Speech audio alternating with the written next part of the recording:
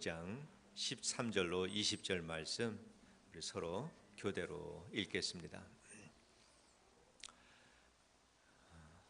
예수께서 빌립보 가이사랴 지방에 이르러 제자들에게 물어 이르시되 사람들이 인자를 누구라 하느냐?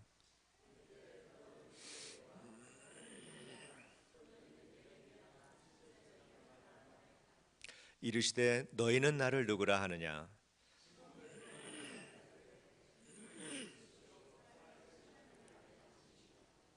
예수께서 대답하여 이르시되 봐 요나 시몬아 내가 복이 있도다. 이를 내게 알게 하니는 혈육이 아니요 하늘에 계신 내 아버지시니라.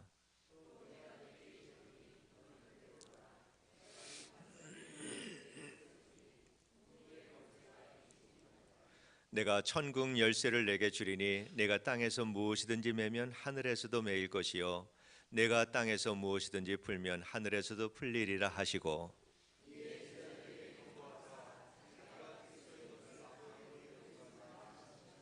아멘.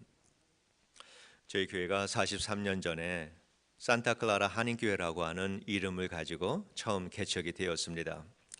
초대 목사님으로는 기록에 보니까 산호세 지역에서는 처음 한인 목사님으로 알려져 있는데 최수연 목사님이셨습니다.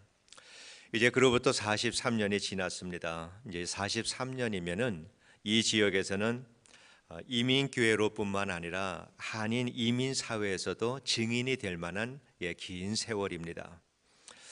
이민자의 삶과 이민교회 이 두 관계는 역사적으로 특별한 의미를 가지고 관계를 가지고 있다 이렇게 생각이 듭니다. 1903년 1월 13일에 121명의 한인 이민자들이 사탕수수 농장 그리고 파인애플 농장에서 일하기 위해서 처음으로 하와이 호놀룰루 항구에 도착을 했습니다. 그분들은 말이 이민자들이지 노예에 가까운 그러한 그 신분으로 살았습니다. 일주일에 엿새 동안 정말 중노동을 하면서 일을 했고요. 조금만 게으름을 피워도 채찍에 맞았습니다. 완전히 노예처럼 그렇게 사탕수수밭 그리고 파인애플 밭에서 일을 했습니다. 그러면서도 주일에는 모여서 함께 하나님께 예배를 드렸고 그 정말 얼마 안 되는 그러한 그 월급에서도 성도님들이 건축 헌금을 했습니다. 그래서 불과 2년도 되지 않아서 자체 교회를 건축을 하고 하나님께 정말 감격적인 성전 봉헌 예배까지 드렸던 참 우리 믿음의 선조들이 얼마나 훌륭하고 얼마나 자랑스러운지 모릅니다. 그래서 한인 이민교회의 역사와 한인 이민교회의 역사는 동일선상에서 출발했다 이렇게 해도 전혀 과언이 아닙니다. 1980년대에 들어서 이민의 길이 활짝 열렸습니다. 그래서 많은 사람들 1년에 수만 명씩 미국에 이민을 오게 됐습니다. 그리고 이민 오는 사람들마다 하는 말이 야, 미국 가면은 교회 다녀야 돼. 아마 여러분들 많이 들으셨을 거예요. 사람들은 미국에 오면은 당연히 교회 나가는 것으로 생각을 했습니다. 그래서 타 종교 사람들도 미국에 이민 와서는 많은 사람들이 교회를 나갔습니다. 교회에 와서 한국 음식도 먹고 한국말도 속 시원하게 하고 또 교인들의 도움을 받아서 직장도 얻고 또 아파트도 얻고 운전 면허증도 따고 그래서 이 이민교회는 단순하게 신앙생활을 하는 곳만이 이 이민교회의 역할이 아니라 이 한인사회에서 사회적인 역할도 감당하는 것이 이민교회의 역할이다. 이것을 우리가 이해할 수 있습니다. 그렇게 하다 보니까 이민 오는 사람들 많이 쏟아져 들어오고 교회에는 전혀 신앙이 뭔지 모르는 분들이 교회에는 많이 계시게 됐습니다. 그러면서 교회는 말도 많고 다툼도 많은 그러한 곳이 됐지요. 그래서 이민자가 가장 많았던 80년대에는 미국의 대도시를 중심으로 이민자들이 다 이민을 왔는데 그래서 교회들마다 분쟁과 분열이 그치지를 않았어요. 그래서 신앙에 아무래도 없는 분들이 많이 있다 보니까 그런 일들이 일어났습니다. 그런데 일어난 일들을 많이 보면은 이게 교회 분쟁이 아니라 교회 안에서 싸우니까 교회 분쟁이 됐지 사실은 교회 분쟁이라고 할 수 없는 일들이 참 많이 있었어요. 그래서 이제 하도 이민교회들이 많이 싸우니까 아이들이 싸우면은 어른들이 야단칠 때 어떻게 야단쳐요? 교회도 아닌데 왜 싸워? 이런 얘기 여러분 많이 들으셨을 거예요. 예. 그만큼 우리 한인 이민교회들이 그렇게 신앙이 뭔지 모르고 교회가 뭔지 모르고 이런 분들이 교회에 와서 섞여서 신앙생활하면서 교회가 많이 어려움을 겪었지만은 그러나 그 속에서도 많은 분들이 한국에 계셨으면 절대 신앙생활 하지 않을 만한 분들도 이렇게 함께 신앙생활하면서 구원받고 복음의 증인으로 살아가는 이러한 일들이 얼마나 많이 일어나는지 모릅니다. 참으로 하나님께 감사와 영광을 돌립니다. 그래서 그때 교회를 떠난 사람들은 이제 교회에 대한 그 이해를 잘 못해서 그래 예수는 내가 받아들일 수 있는데 내가 교회는 받아들일 수 없다. 예, 그래서 Jesus yes, Church no 이렇게 말하는 사람들, 이러한 사람들도 또한 많이 있습니다. 그리고 우리가 미국에서 신앙생활과 사회생활을 이렇게 해나가면서 한국에 있는 성도들에 비해서 사회와 문화적인 면에서 몇 가지 다른 점들이 있습니다. 대개 미국에서 이민 오신 분들은 그 가족 단위로 오죠. 그 자기 가족이 이게 전부거든요. 그래서 미국이라고 하는 큰 이러한 이 사회 안에 자기 가족이 한 가족이 살아갑니다.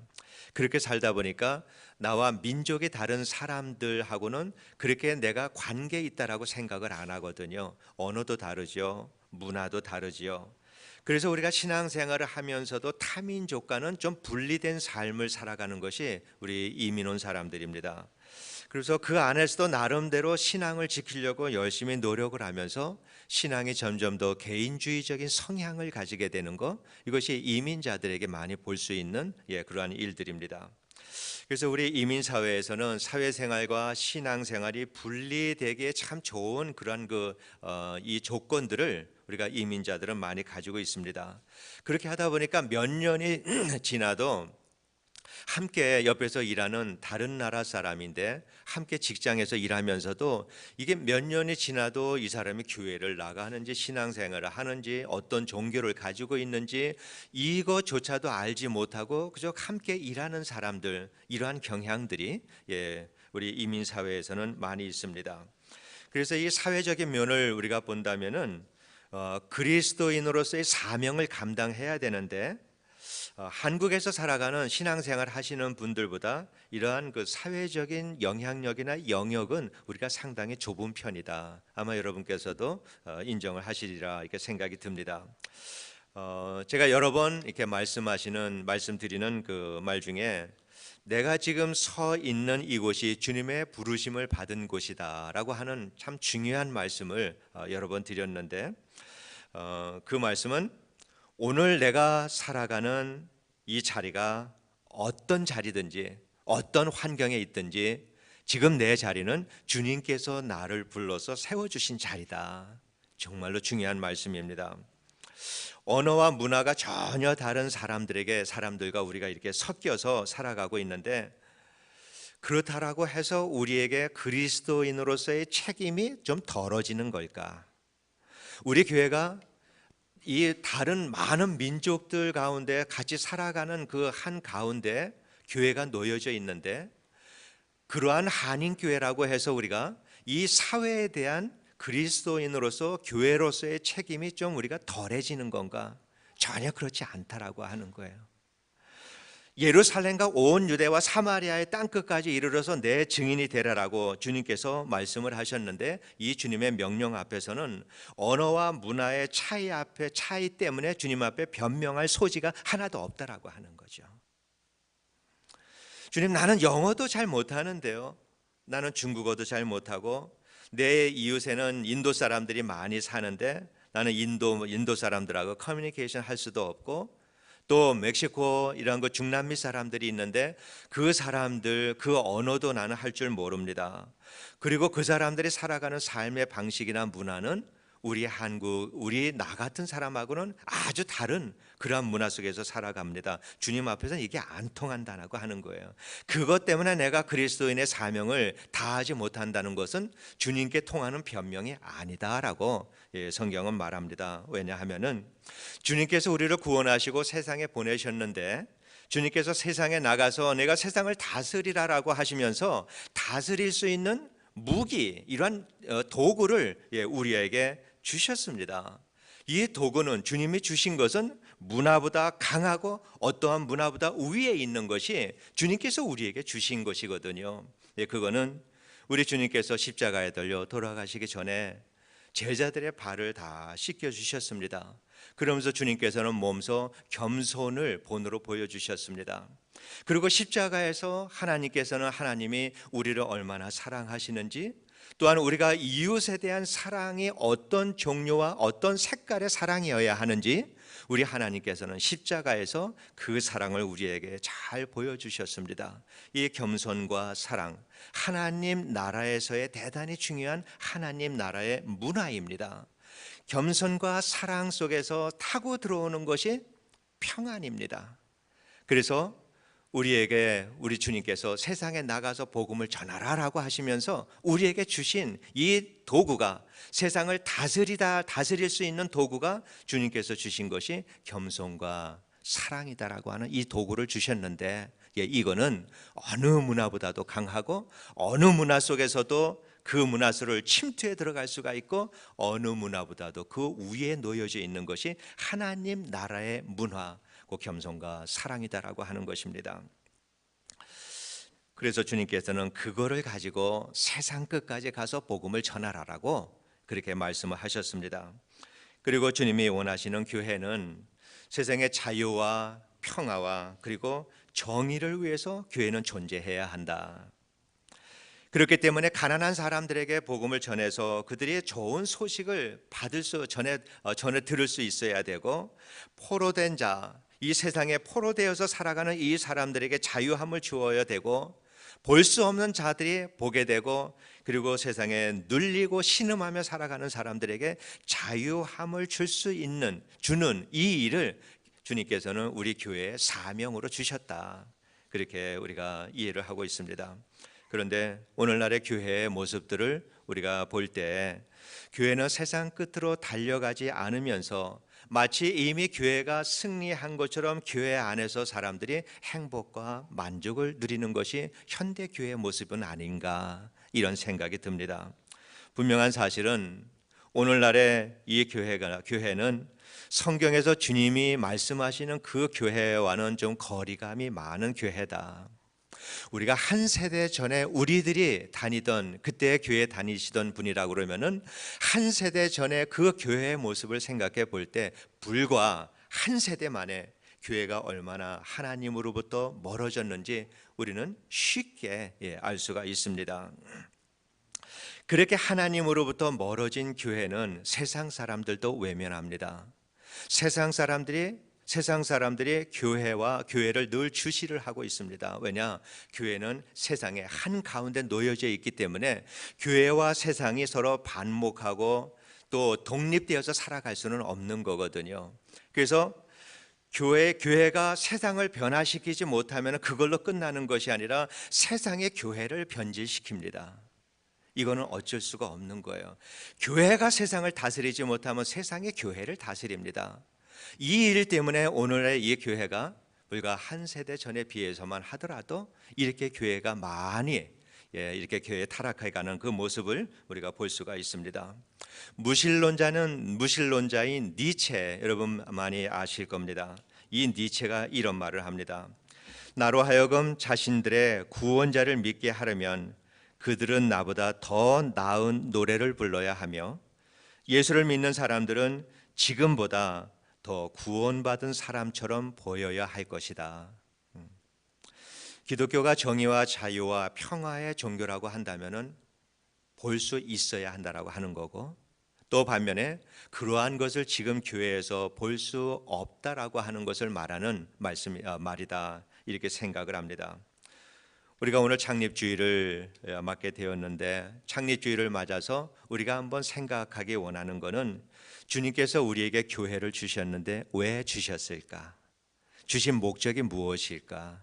이것을 다시 한번 생각해 보는 기회를 갖는 거가 창립주의를 기념하는 의미 있는 일이 아닌가 이렇게 생각을 합니다.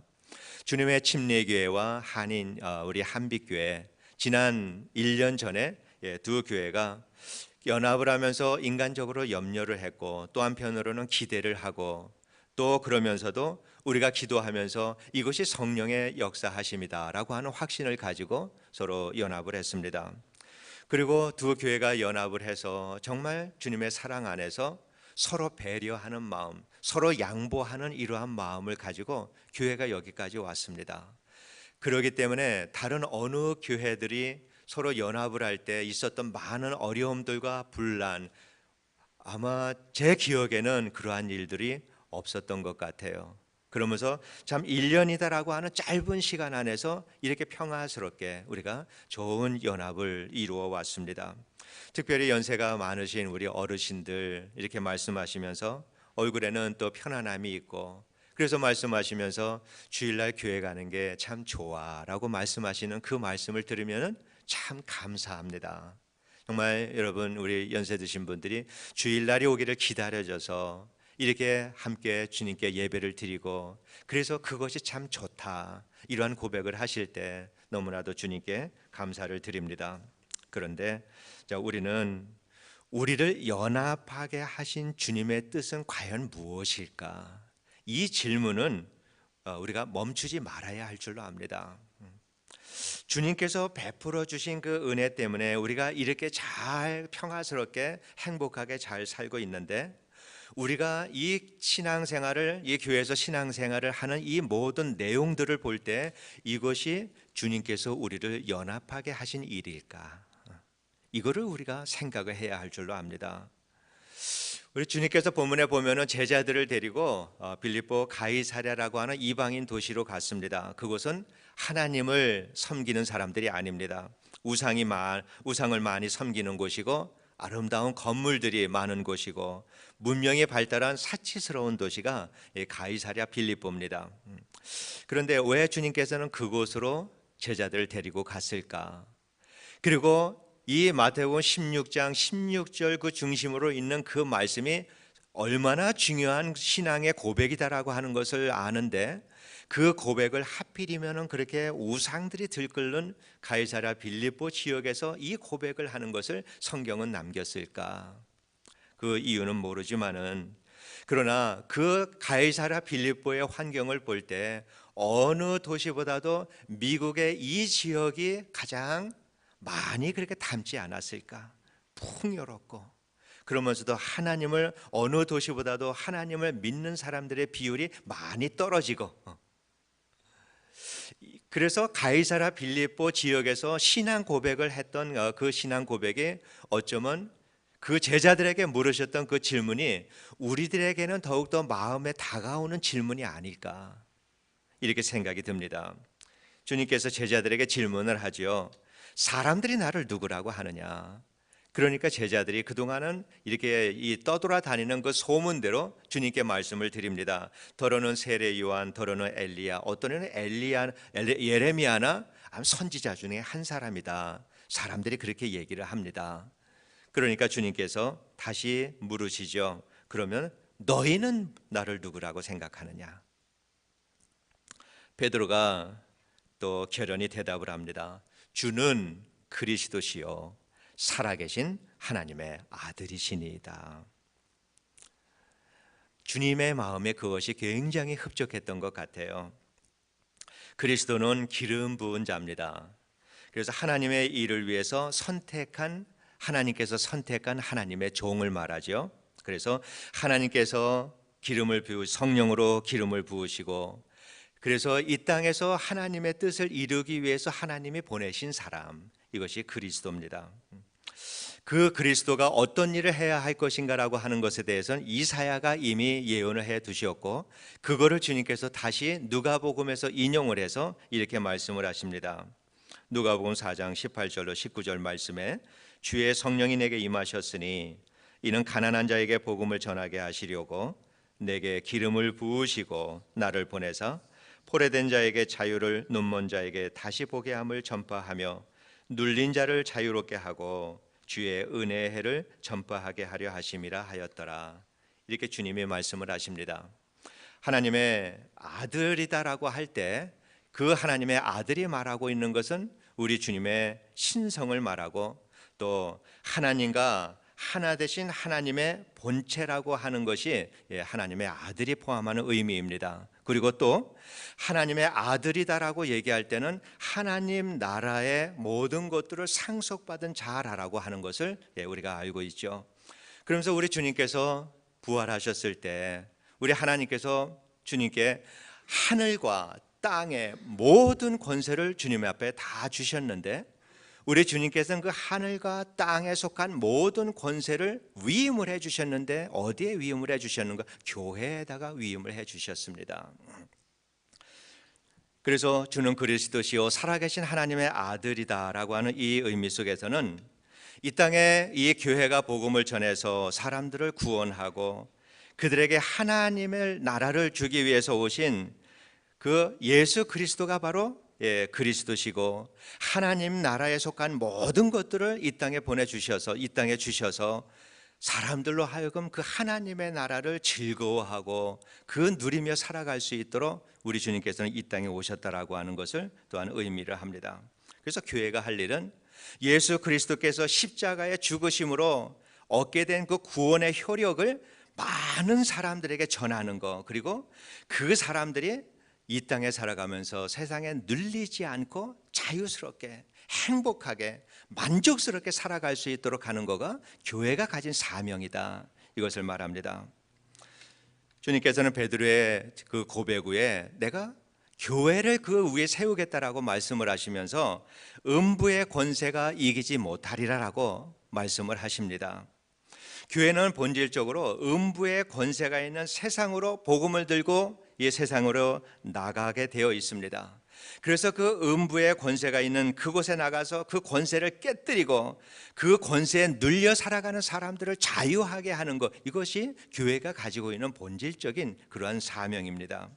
그래서 그 음부의 권세 아래에 있는 이 세상에 하나님의 사랑과 정의와 평화를 확장시켜서 많은 사람들에게 이 교회가 복음을 전해서 사람들에게 복이 되는 역할, 교회가 많은 사람들에게 복이 되는 역할을 하라라고 하는 것이 교회가 이 시대에 감당해야 되는 그러한 일들이고, 교회가 그것 때문에 존재하는 것이다, 존재의 목적이 거기에 있다라고 하는 것을 우리가 이해를 해야 합니다.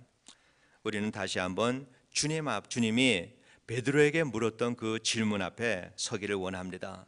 너희는 나를 누구라 하느냐?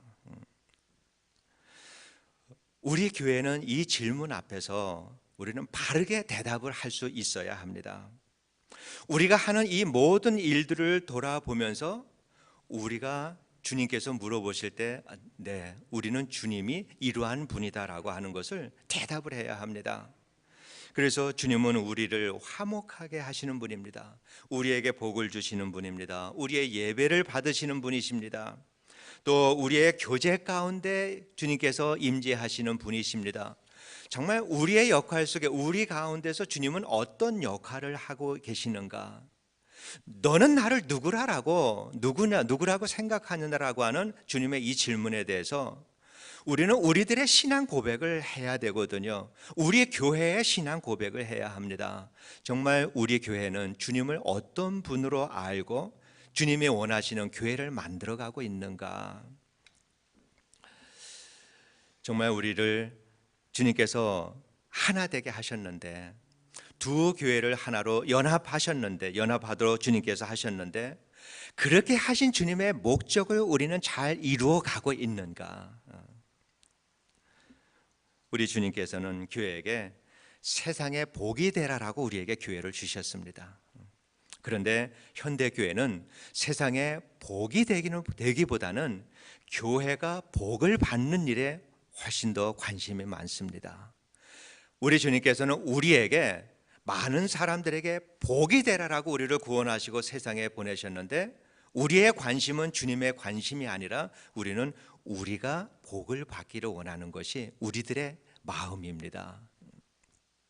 그래서 우리는 교회가 잘 되고 교회가 성장하고 우리 자신들이 잘 되고 우리 자신들이 하나님의 축복을 받고 여기에 많은 관심들을 가지고 있습니다. 그러나 우리 주님께서 분명히 하늘과 땅의 모든 권세를 내게 위임을 해주셨는데, 교회와 교회에 속한 모든 성도들에게 위임을 해주셨는데, 그 목적은 복이 되라라고 그랬지, 너희들이 복을 누리면서 그렇게 그 자리에서 눌러앉아 살라라고 우리 주님께서는 그렇게 하지 않으셨습니다. 그래서 우리 교회는 기쁨이 넘치는 교회입니다. 우리는 행복합니다. 이렇게 말할 수 있는 교회라 그러면은 교회 안에 좋은 일들이 많고 모든 것이 넉넉하고 또 프로그램이나 이러한 모든 것들이 다 정말 만족스러운 그런 그 환경이기 때문에 참 행복합니다. 만족합니다. 그래서 우리는 이렇게 우리 교회를 주신 하나님께 영광을 돌립니다. 이것이 교회의 행복은 아니다라고 하는 거거든요.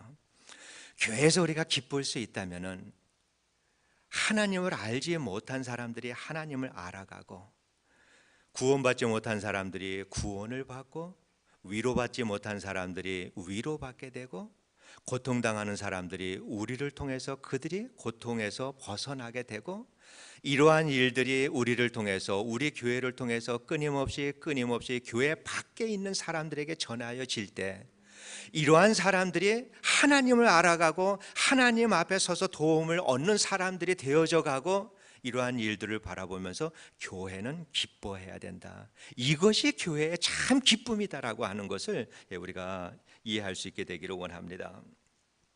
그러한 세상에서의 복이 되는 교회가 되려면은 복에 대해서 우리가 바로 이해를 해야 되고, 그러면서 내가 정말 복받은 사람이다라고 하는 사실을 분명히 이해를 먼저 해야 합니다.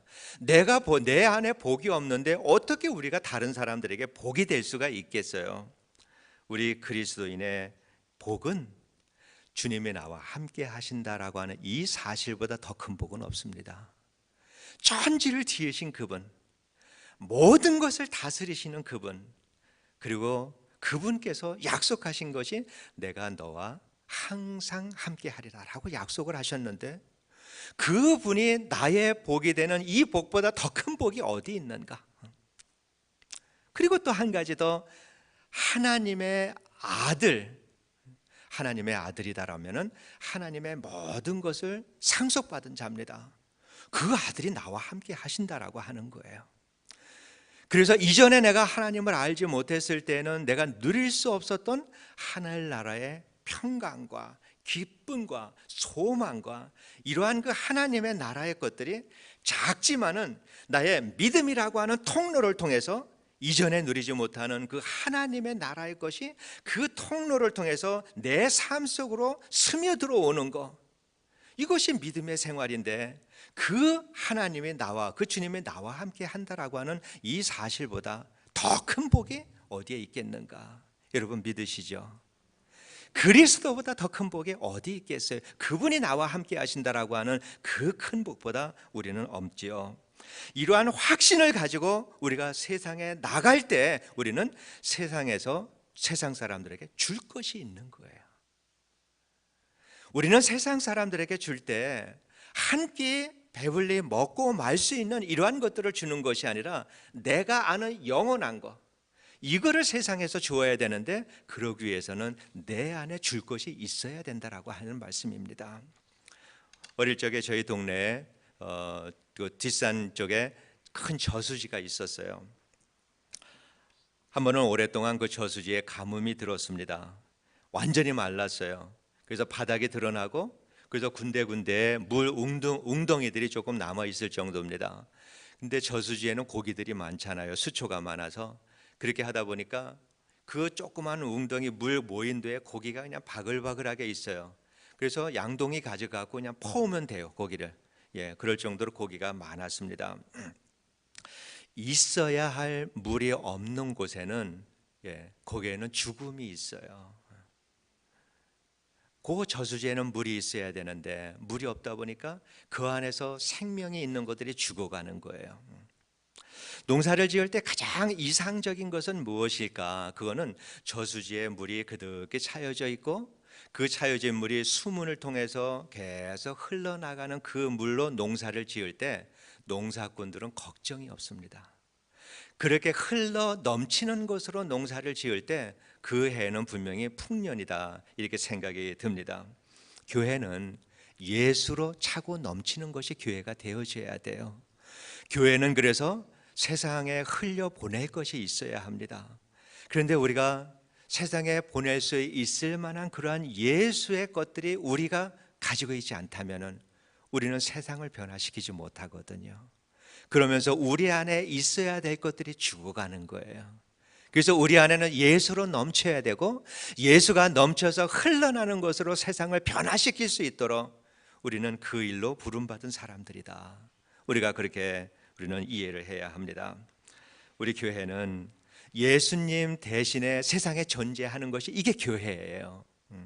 그래서 우리는 우리 교회를 예수님의 삶으로 채우는 이 일에 우리는 최선을 다해야 합니다. 그래서 우리가 교회를 통해서 하는 그 모든 일들은 우리의 즐거움을 위해서 하는 것이 아니에요. 또한 1차적인 목적이 우리의 믿음을 위해서 하는 것도 아니고요. 우리가 교회를 채우고 교회를 예수로 채우고 내 마음을 예수로 채우는 목적, 우리는 분명한 목적을 가지고 살아야 되는데 그 목적은 뭐냐? 세상 끝에까지 달려가면서 하나님을 알지 못하는 그 영혼들을 하나님 앞으로 세워나가는 그 일, 이거예요. 우리가 이 일을 위해서 우리는 신앙생활을 하고 이렇게 교회로 모이고 이렇게 하는 일들이죠. 그래서 우리 주님의 한빛교회는 예수님의 것을 많이 흘려보낼 수 있는 교회가 되면 좋겠다. 예수님의 성품이 넘치는 교회, 예수님의 사랑이 넘치는 교회, 예수님의 능력이 있는 넘치는 교회. 그래서 예수님의 것이 넘쳐서 교회 문턱을 넘고 세상으로 흘려보낼 수 있을 만한 정말 이러한 예수로 충만한 교회가 우리 주님의 한빛교회가 되기를 진심으로 원합니다.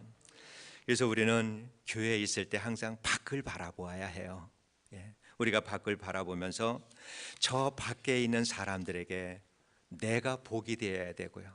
우리 교회가 복이 되는 이 역할을 우리가 감당을 해야 합니다. 그래서 우리는 우리가 원하는 교회, 이러한 교회를 세워나가는 것이 아니라 우리에게 교회를 주신 주님이 원하시는 교회. 그래서 그러한 교회를 우리가 세워나가기 위해서 교회를 교회되게 하라. 그래서 끊임없이 우리는 교회가 세상에 복이 될 수 있도록 우리는 이 사명을 잘 감당해야 됩니다. 주님께서 우리에게 너는 나를 누구라 생각하느냐 이렇게 물으실 때마다 우리는 우리가 오늘 하는 일들을 통해서 우리가 바라보는 저 세상에 있는 그 구원받지 못한 사람들, 아직까지도 힘들게 살아가는 사람들, 고난과 고통 속에서 세상에 눌리고 매어서 살아가는 이 사람들에게 우리가 하는 그 일들을 우리가 돌아보면서 주는 그리스도시요 살아계신 하나님의 아들이다라고 우리의 삶의 내용을 통해서 우리가 그걸 가지고 주님 앞에 신앙 고백을 할 만큼 우리 교회가 그러한 복음의 진리 위에 바로 서서 이렇게 주님께서 우리를 통해서 이루기 원하시는 교회의 사명을 우리가 잘 감당하는 그러한 교회가 되기를 원합니다. 오늘까지 이렇게 주님께서 여기까지 인도를 해 주셨습니다. 그리고 지금부터 앞으로는 더욱더 아름답게 우리 교회를 인도해 주시고 축복의 길로 주님께서는 우리를 가이드해 주실 줄로 믿습니다. 이제 우리 교회가 43살이 되었습니다. 한 해 한 해 이 세상의 연륜이 더해질수록 이것이 세상의 연륜만 되는 것이 아니라 지나가는 쌓이는 것만이 아니라 우리들의 신앙의 연륜도 그보다 훨씬 더 깊이 있게 쌓여갈 수 있도록 세상의 많은 사람들에게 복이 되는 그러한 교회. 그래서 아브라함에게 하나님께서 모든 민족의 복이 되라고 축복을 해 주셨는데 주님의 한빛교회가 그 아브라함의 축복의 계승자로서 많은 사람들에게 복이 되는 이러한 교회로 성장해 나갈 수 있도록 이 일에 쓰임받는 귀한 종들 되시기를, 그리고 우리 주님의 한빛교회가 되기를 주님의 이름으로 축원합니다. 기도하겠습니다. 하나님 아버지, 은혜를 감사합니다. 오래전에 하나님께서 이 땅에 주님의 한빛교회를 세워주시고 여기까지 인도해 주신 것은 우리를 향하신 하나님의 뜻이 있기에 그런 것임을 압니다. 하나님 아버지, 이제는 우리가 우리의 하는 모든 일들을 통해서 우리는 주님이 원하시는 그 교회, 주님의 몸된 교회를 세워나가면서 너는 나를 누구라고 생각하느냐라고 하는 주님의 질문 앞에서 언제든지 우리는 주는 그리스도시요 살아계신 하나님의 아들이다라고 정직하게 자신 있게 고백할 수 있을 만한 그러한 교회요 우리들의 삶이 되게 하여 주시옵소서. 예수님 이름으로 기도드리옵나이다. 아멘. 우리 다 같이 일어나셔서 봉헌 찬